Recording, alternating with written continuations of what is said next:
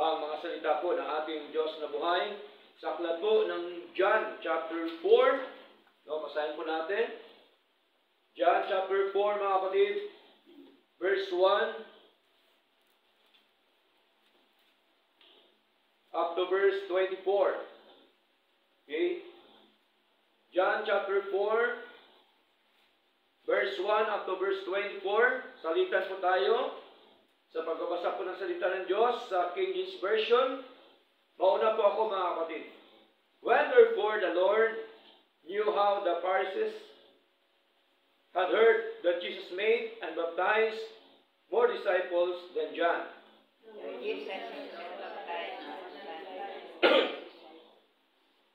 he left Judea and departed again into Galilee.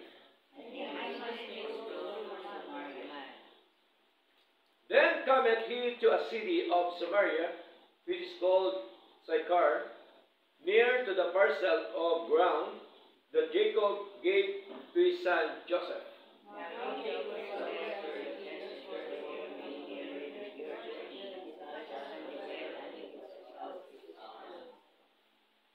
There cometh a woman of Samaria to draw water. Jesus said unto her, Give me to drink.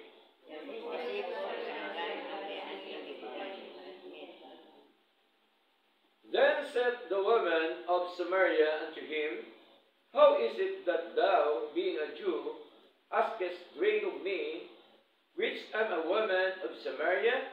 For the Jews have no dealings with the Samaritans. Jesus answered and said unto her, If thou knowest the gift of God, and who is the Pharisee, who can give him a drink of just the gospel of him, give him it rather. The woman said unto him, Sir, thou hast nothing to draw with, and the well is deep.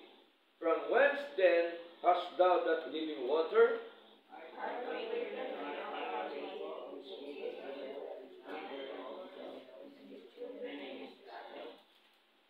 Verse 13, Jesus answered and said unto her, Whosoever drinketh of this water shall thirst again.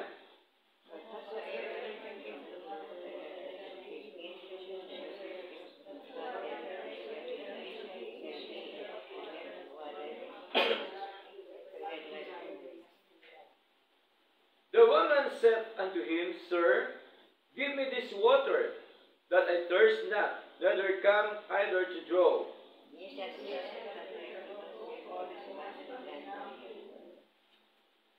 The woman answered and said, I have no husband. Jesus said unto her, Thou hast well said, I have no husband.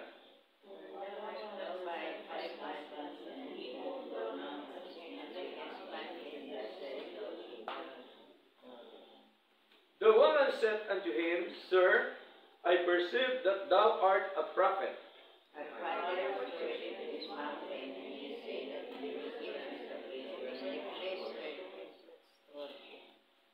Verse 21, Jesus said unto her, Woman, believe me, the hour cometh when ye shall neither in this mountain, nor yet at Jerusalem worship the Father.